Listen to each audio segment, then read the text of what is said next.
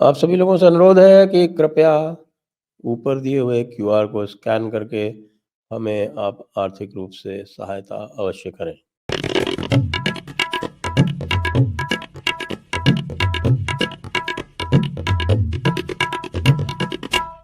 नमस्ते, मैं हूं संजय दीक्षित और आप देख रहे हैं दी जयपुर डायलॉग्स। तो आज का बड़ा समाचार, बल्कि मैं आपको आज के 3 बड़े समाचार सुनाता हूं। अब तीनों में यदि कोई संबंध हो तो आप लोग अपने आप लगा लीजिएगा। मुझको मत कहिएगा कि मैंने किसी तरह की कोई कंस्पिरेसी थियरी फ्लोट की है। तो आज हमारे सर जी ने ये घोषणा कर दी सबसे पहले कि वो पंजाब में 13 की 13 सीटें अकेले लड़ेंगे, ठीक है। फिर दूसरी उन्होंने घोषणा की कि वो दिल्ली में सातों सीटें अकेले लड़ेंगे, और तीसरी उन्होंने घोषणा नहीं की। लेकिन तीसरा समाचार ये आ रहा है कि पंजाब से जत्थे रवाना हो रहे हैं और 13 तारीख को वो दिल्ली पर धावा बोलेंगे, और वो वही तथाकथित किसान जिनको हम बोलते हैं, वो तथाकथित किसान अ, और उर्फ खालिस्तानियों के जो जत्थे हैं, वो फिर से पंजाब से रवाना हो रहे हैं और कह रहे हैं कि साहब कोई 2,500 ट्रैक्टर है और कोई 25,000 उसमें जो है तथाकथित किसान उर्फ खालिस्तानी है। अब उनका सपोर्ट सिस्टम कहाँ है, हमें नहीं पता। लेकिन ये जो सर जी ने कांग्रेस को अंगूठा दिखाया है, तो उसको कांग्रेस के अंगूठा दिखाने से निश्चित रूप से भारतीय जनता पार्टी को प्रसन्नता हुई होगी। लेकिन भारतीय जनता पार्टी को जो प्रसन्नता हुई है, वो कितनी देर तक टिकेगी, जब पंजाब से ये खालिस्तानी वहाँ से बिना किसी रोक-टोक के और चलेंगे, और आकर बताया जा रहा है कि उन्होंने अपने ट्रैक्टर जो है, वो मॉडिफ़ाई कर लिए, और ट्रैक्टर्स में उन्होंने बिल्कुल उनको कई स्थानों पर तो बुलडोज़र की तरह बना लिया। बुलडोज़र के बनाने के साथ-साथ उसमें कई हाइड्रोलिक इक्विपमेंट भी फिट कर लिए। अब आप कहेंगे कि भाई इसका सर जी से क्या लेना-देना है? आप एक तरफ तो कांग्रेस की बात कर रहे हैं कि कांग्रेस के साथ उन्होंने अपना जो गठबंधन है, वो नकार दिया है, तो इससे तो भारतीय जनता पार्टी प्रसन्न हुई। दिल्ली में उन्होंने नकार दिया है, इससे भारतीय जनता पार्टी को कोई अंतर नहीं पड़ता। ये तो पक्का हो गया कि भई दिल्ली की सातों की सातों सीटें जो हैं, वो भारतीय जनता पार्टी की पक्की हो गई, तो वो निश्चित रूप से प्रसन्न ही होगी।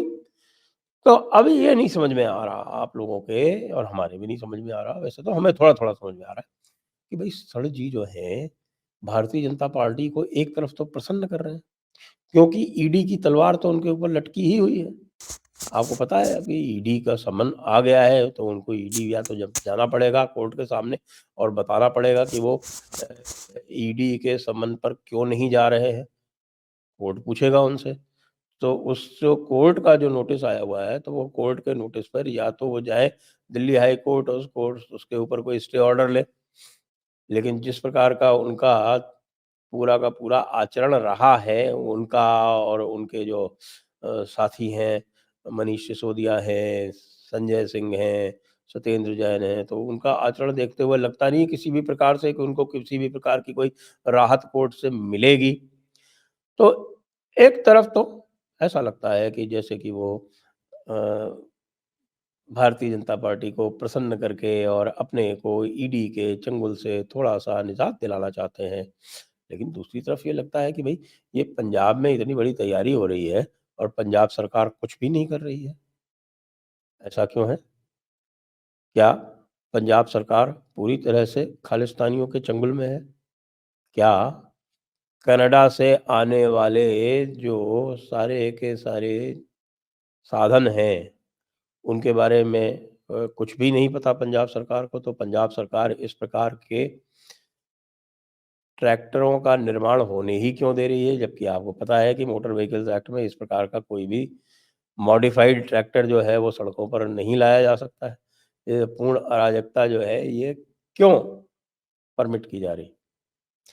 भारतीय जनता पार्टी को भी सोचना है और केंद्र सरकार को भी ये सोचना है कि इतना सारा काम चल रहा है, पहले से बता दिया गया है, कई दिनों से खुफिया एजेंसी बता रही है कि इस तरह की तैयारी चल रही है। सबको पता है कि टर्डो और सीआईए दोनों के दोनों जो हैं वो रेज़ीम चेंज ऑपरेशन करना चाहते हैं। तो भई सर जी का इसमें कोई कंट्रीब्यूशन है या नहीं है? ये जानकारी इकट्ठी करनी भी आवश्यक है। तो भाई ये तो कहना पड़ेगा कि सर जी हैं बचे हुए। भाई एक तरफ से तो कह रहे हैं कि देखिए भई देखिए ये जो है ये लॉ एंड ऑर्डर का प्रश्न है। देखिए हम किसानों के ऊपर किसी तरह की ज़ोर ज़बरदस्ती नहीं कर सकते हैं। हम चाहते हैं कि ये इनसे बात करें किसानों से, लेकिन उनकी बात क्या करें? उनकी जो माँगें थी वो तो मान ली गई थी पिछली बार। आपको पता है कि सारी की सारी माँगें जो उनकी थी कि वही फार्म लॉज़ नहीं लाए जाएँ, वो मान लिया गया था, जबकि फार्म लॉज़ जो है 99% किसानों के हित में था, 1% दलालों के हित में नहीं था। उसके बाद भी वो उस समय उन्होंने मान ली, क्योंकि आप जानते हैं कि हमारे यहाँ 12 महीने चुनाव होते रहते हैं, पाँचों साल लगातार चुनाव होते रहते हैं, तो उन चुनावों की जो व्यवस्थाएँ होती हैं, उसके कारण सरकार एक कठिन निर्णय नहीं ले पाती है। उस समय उत्तर प्रदेश के चुनाव होने वाले थे, तो संभवतः सरकार ने सोचा होगा कि भई ठीक है, चलो इसको हम बाद में भी कभी कर लेंगे, उत्तर प्रदेश के चुनाव अधिक महत्वपूर्ण हैं। हालाँकि बाद में ये पता चला कि उत्तर प्रदेश के चुनावों पर उस पूरे किसान आंदोलन का तनिक भी प्रभाव नहीं पड़ा। और बिल्कुल जैसा कि आप जानते हैं, यो-या टाइप के लोग जो हैं, योगेंद्र यादव जी जो कहते हैं कि साहब कि उन्होंने ही किसान आंदोलन करवा के और पूरी ज़मीन तैयार करवाई थी। सीएए भी लागू हो रहा है, तो सीएए के लागू होने से भी यो-या को तो बहुत समस्या है। हालाँकि सर जी अब कुछ नहीं बोल रहे हैं सीएए के बारे में। सर जी, मुझे ऐसा लग रहा है कि बड़ा चतुराई भरा खेल खेल रहे हैं और निश्चित रूप से दबाव में तो हैं वो। दबाव में हैं क्योंकि ईडी उनके ऊपर ऐसा ज़बरदस्त जाल बुन चुकी है कि जिससे बाहर निकलना उनके लिए संभव नहीं है। बाहर निकलने के लिए उनको कुछ अन्य कार्य करने पड़ेंगे और वो उस अन्य कार्य में प्रत्यक्ष रूप से नहीं तो परोक्ष रूप से उनको भारतीय जनता पार्टी को, मोदी जी को, एलजी साहब को राज़ी करना पड़ेगा और दिल्ली में अपनी औकात में रह के सरकार चलानी पड़ेगी, ऐसा प्रत्यक्ष दिखाई पड़ता है। लेकिन फिर वो और भी काम कर लेते हैं।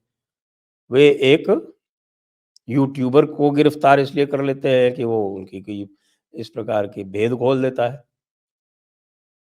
वही यदि उसने कोई भेद खोले थे, अगर वो झूठ बोल रहा था, तो आप उसके ऊपर मुकदमा करते उस केस के लिए, उसके लिए तो नहीं किया। उन्होंने कुछ और झूठी-मूठी शिकायतें ले गए लुधियाना में किसी मिशनरी से शिकायत लेके उसको कर दिया। अब वो तेजिंदर सिंह बग्गा तो था नहीं, जो पूरी की पूरी सरकार जो है केंद्र सरकार, उसके साथ खड़ी हो जाती। तो या तो बहुत चालाकी भरा खेल खेल रहे हैं सर जी।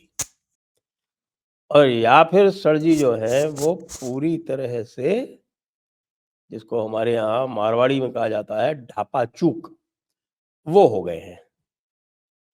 क्योंकि आप कितना भी कुछ कर लें, यदि आप कांग्रेस के साथ लड़ते भी, तो भी भारतीय जनता पार्टी की सेहत पे दिल्ली में तो रत्ती भर असर नहीं पड़ना था और पंजाब में भी उनके ऊपर कोई विशेष असर इसलिए नहीं पड़ना था क्योंकि पंजाब में उनके पास कोई बहुत हाई स्टेक्स है ही नहीं। उनके पास आज तक मैक्सिमम वो जो सीटें जीते हैं, वो 2 सीटें जीतते रहे वो। 3 सीटें ही उनको अकाली दल के साथ में जब समझौता होता, तो 3 सीटें कुल मिलती थी उन्हें। वही 3 सीटें अमृतसर, होशियारपुर और गुरदासपुर। अ, गुरदासपुर जो है वो कॉन्स्टिट्यूएंसी वो एक हिंदू मेजॉरिटी कॉन्स्टिट्यूएंसी है, 70% वहाँ हिंदू है, पठानकोट क्षेत्र जो है वो पूरा हिंदू है, होशियारपुर में भी हिंदू मेजॉरिटी है। तो ये उनको 2 सीटें मिलती थी, अकाली दल से फिर से समझौता होने की बात हो रही थी भारतीय जनता पार्टी की, वो गया टूट।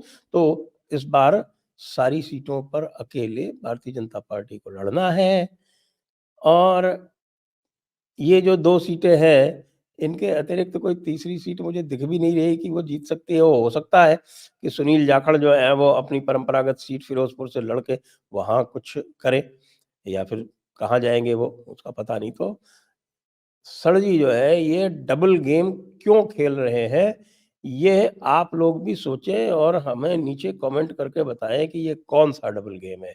कि एक तरफ तो खालिस्तानियों को रवाना किया जा रहा है दिल्ली पर हमला करने के लिए। और दूसरी तरफ कांग्रेस को कहा जा रहा है कि भाई कांग्रेस, तू तो इसी लायक है कि तेरे को किक मारी जाए।